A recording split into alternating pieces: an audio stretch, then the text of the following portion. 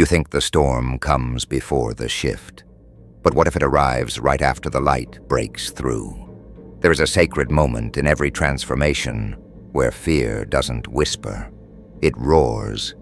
Not at the start, when you're unsure, hesitant, or even skeptical. No, fear becomes loud right after something divine moves within you. After the prayer that softened your heart. After the vision that lit a fire in your soul. Right after the veil lifts and you realize, I'm no longer who I was.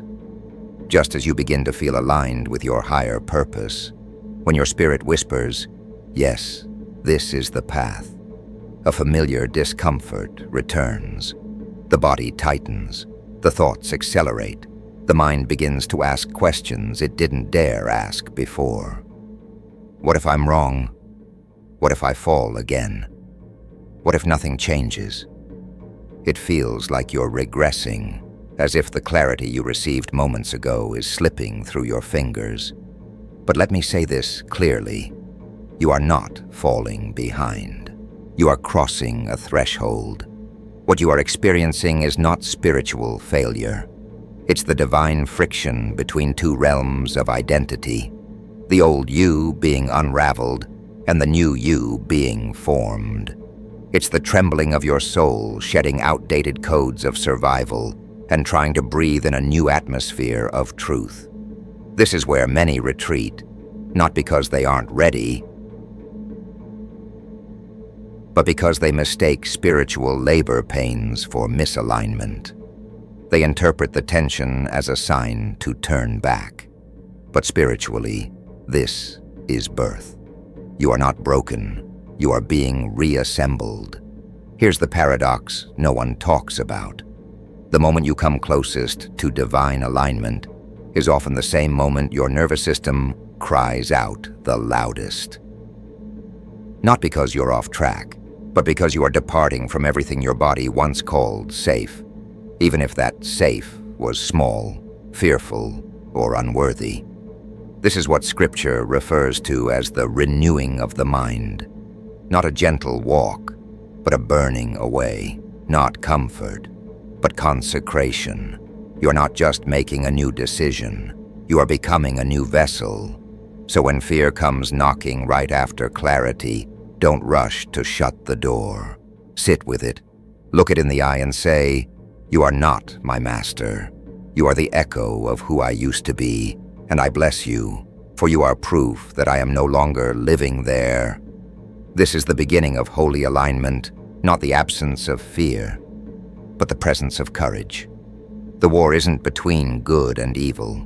It's between the self you remember and the self you're becoming. Most people believe that when they're truly aligned with divine purpose, everything will feel peaceful, smooth, blissful.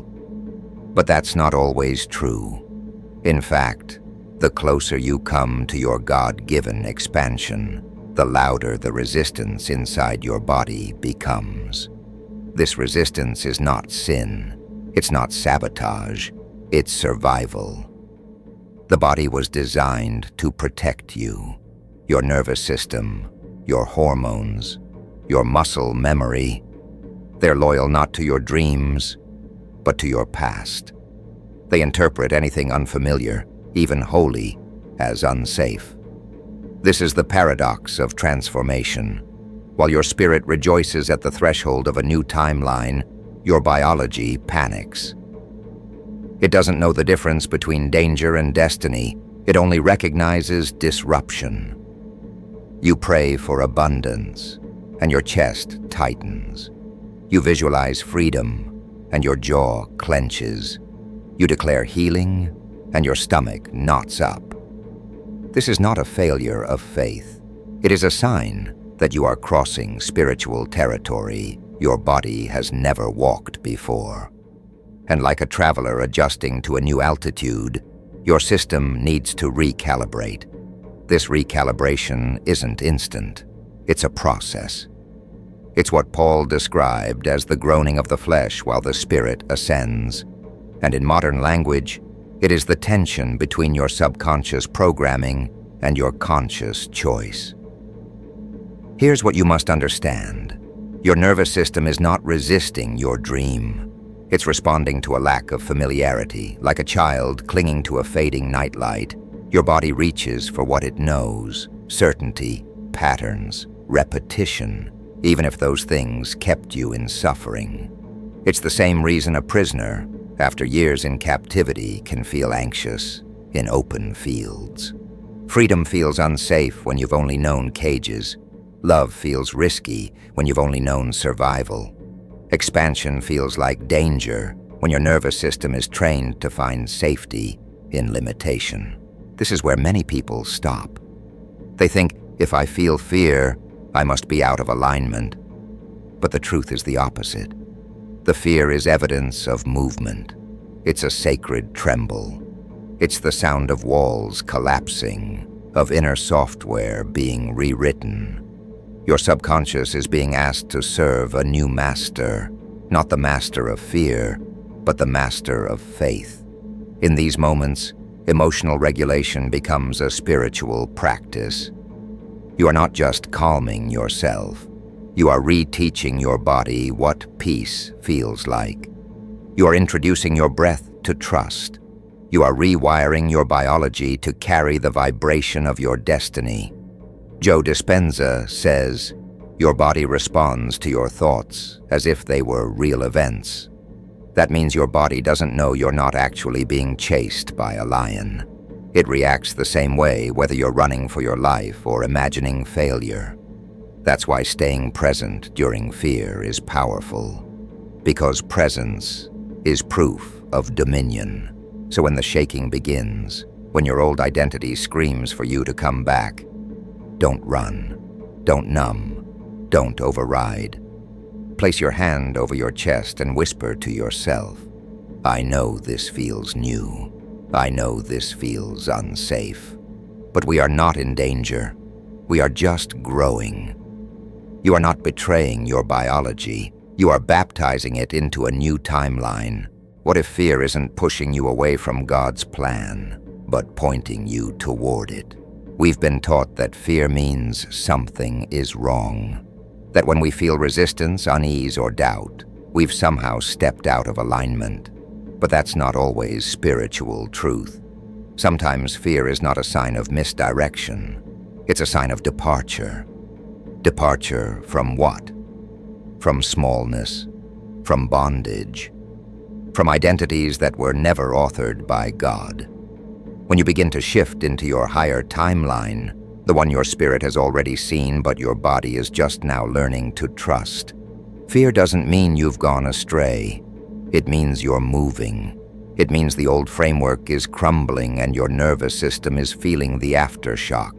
This fear isn't random. It's patterned. It arises in the gap between who you were and who you're becoming. The enemy would love for you to mistake this friction for failure. He wants you to interpret every shake as a warning, every inner tremor as danger. But that's not divine intelligence.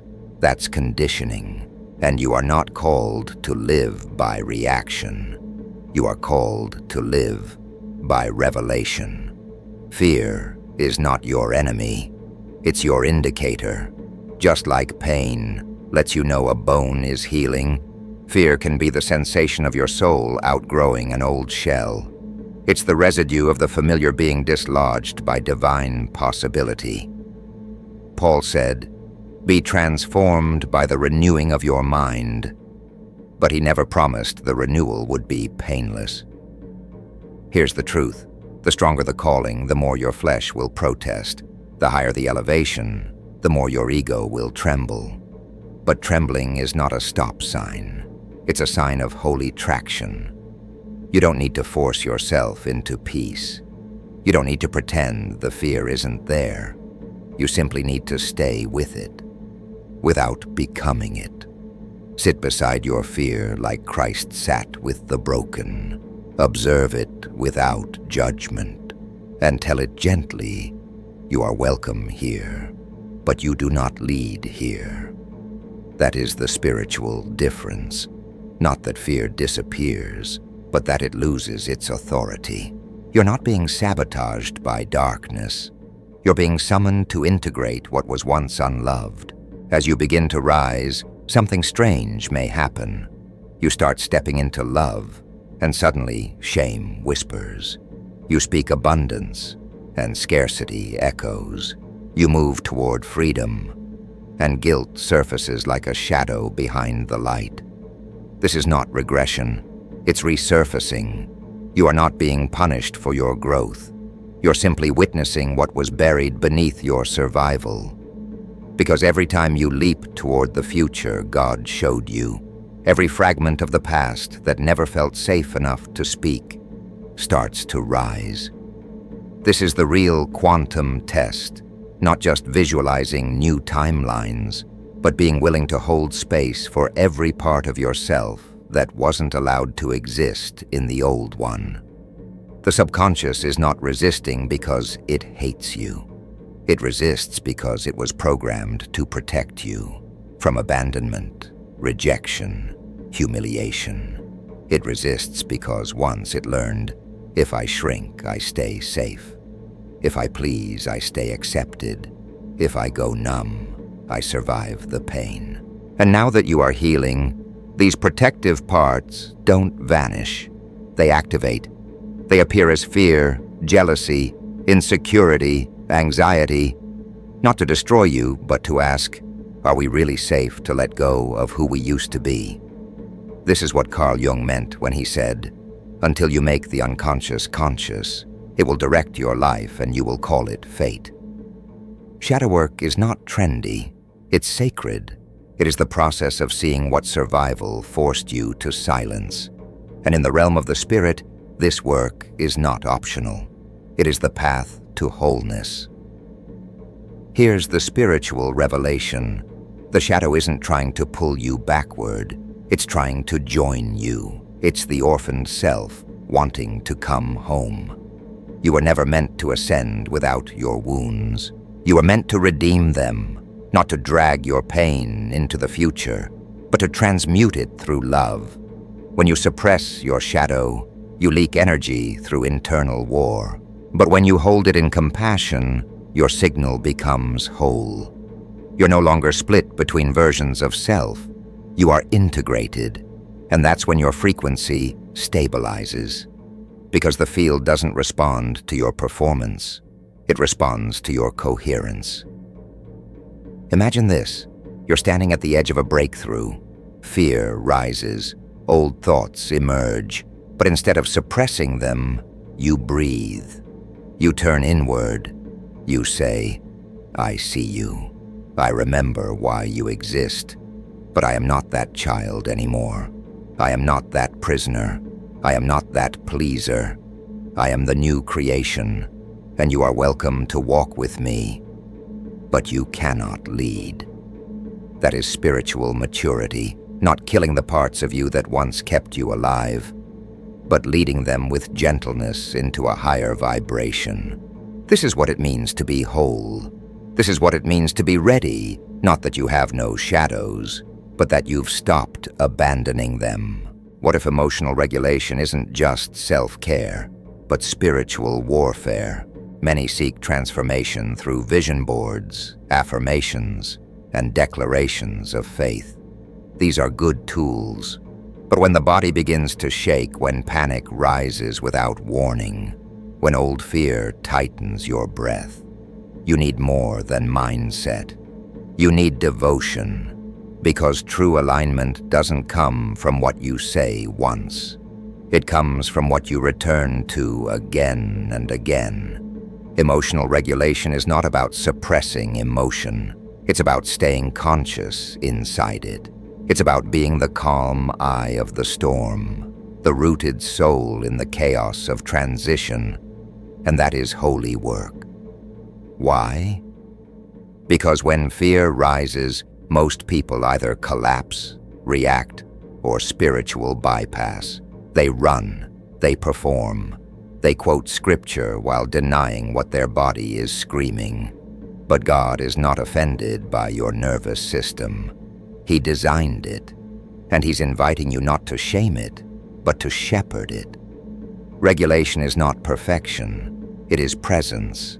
It's the daily practice of catching yourself before collapse, of pausing long enough to remember, I'm not in danger, I'm in transition. It's the soft voice in your spirit that says, let's stay here, let's breathe, let's not run from what we're feeling, let's lead ourselves back into peace. This isn't about raising your vibration to feel good. This is about anchoring your signal so deeply in truth that even when the waves come, you remain. You tremble, but you don't topple. You feel pain, but you don't flee. You observe, but you don't identify. Regulation is discipleship of the body, training your breath to stay open when the old story says, close. Training your eyes to stay soft when the world taught you to harden. Training your heart to remain available even when fear begs you to shut down. This is the spiritual workout no one glamorizes. It doesn't look sexy. It doesn't look loud. But heaven sees it, and so does the quantum field. Because the field doesn't respond to euphoria. It responds to consistency. And every time you choose stillness over spiraling, breath over bracing, compassion over control, you are rewriting your signal. You're telling your body, I know what we were taught, but now we choose trust. We choose truth. We choose to stay with the light, even when the dark feels louder. This is regulation as devotion, not because it's easy, but because it's worth it. You're not just visualizing the new timeline. You're preparing your body to live there. The universe doesn't respond to your wish. It responds to your witness. The true shift happens in silence, not in grand manifestations, but in sacred decisions. Not when you speak your affirmations, but when you live your frequency. That moment when fear rises and you don't flinch, when the old identity whispers and you don't retreat, when doubt knocks and you open the door with peace in your eyes. That's when the field takes notice, not because you performed, but because you stayed. This is what makes you trustworthy, not in the eyes of people, but in the architecture of energy itself. Because timelines don't require perfection. They require integrity. And what is quantum integrity? It's when your breath, your posture, your thoughts, and your actions are no longer in war with each other. It's when the prayer you whisper is also the choice you embody. The timeline you called in doesn't need you to shout louder. It needs you to return again and again to the version of you that already knows. I am safe here. I am chosen here. I am whole here. This is not about force. It's about frequency remembering itself. So the next time you wobble, return. The next time fear surges, return. The next time you wonder if the shift is working, return. Because returning is the ritual, and ritual becomes reality. Your breakthrough wasn't loud, it was loyal. And you are no longer hoping for alignment. You are living as alignment. Not because the fear vanished, but because you finally chose to lead anyway. That's when heaven trusts you. That's when the quantum responds. And that's when the timeline becomes real. You're not here to visit your highest self. You're here to become it. It's easy to glimpse a future, to see visions during meditation, to whisper affirmations at sunrise. But embodiment is different. Embodiment means your nervous system holds the vision without trembling. It means your body becomes the altar where divine frequency dwells, not just during rituals, but in the ordinary, in the silent hours, in the traffic, in the tension, in the tenderness. Anyone can speak alignment, but few are willing to carry it.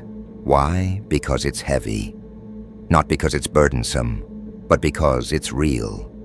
It requires you to hold peace even when chaos offers comfort, to stay open when protection feels safer, to walk in grace when old wounds beg for defense. Embodiment is when you don't just believe in trust, you breathe it. When you don't just recite love, you respond with it. When you don't just visualize the timeline, you move as if it's already yours. This is no longer mental rehearsal. This is cellular worship. It's the kind of devotion where your habits align with your hope, where your frequency speaks louder than your mouth. And here's the mystery. When you embody your future, the field no longer treats it as potential. It reflects it as present. Your relationships shift. Your choices shift. Your posture shifts. Not because you forced anything, but because you became resonant with everything you were calling in. This is what Jesus modeled. He didn't manifest through striving. He moved with inner authority. I only do what I see the Father doing. That's alignment. That's embodiment. That's divine coherence. And now, it's your turn. Don't just ask for peace. Be the one who carries it into every room. Don't just wait for clarity. Be the one who moves clean even in the fog. Don't just declare transformation. Be the one whose presence transmits it in silence, in stillness, in strength. Because when you become the embodiment, you no longer chase timelines. They begin to rise to meet you. You're not waiting for the shift anymore. You are the shift. If you've made it here, reading these words, breathing with your heart open, know this: you are already further than you think. The signal has been sent, not just into the universe, but into your own cells, your field, your future. Not by force, but by frequency, not by trying to become someone else, but by remembering who you've always been beneath the noise. This is not the end of a journey. It's the recognition that you've always been walking beside the version of you who is already whole. And now, you've stopped running from them. You've turned inward. You've said, I'm ready. You've let go of performing. You've let go of chasing. You've let go of waiting for someone to confirm your worth. You've remembered, I am the one I was waiting for. This is quantum integrity. This is vibrational prayer. This is what the angels recognize when you walk into a room, not your title, not your story, but your coherence.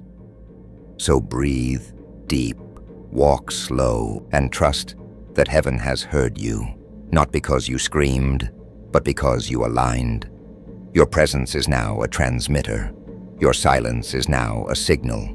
Your devotion is now a bridge between timelines. You are not asking the universe to respond. You are anchoring a new frequency. And the universe is already rearranging around it. So what now? Return, embody, repeat. And when the fear rises again, and it will, you won't panic. You'll pause, you'll smile, and you'll whisper, I know what this is. We've been here before, and we're still going. Because now, you're trustworthy with the timeline, and the timeline is already becoming real.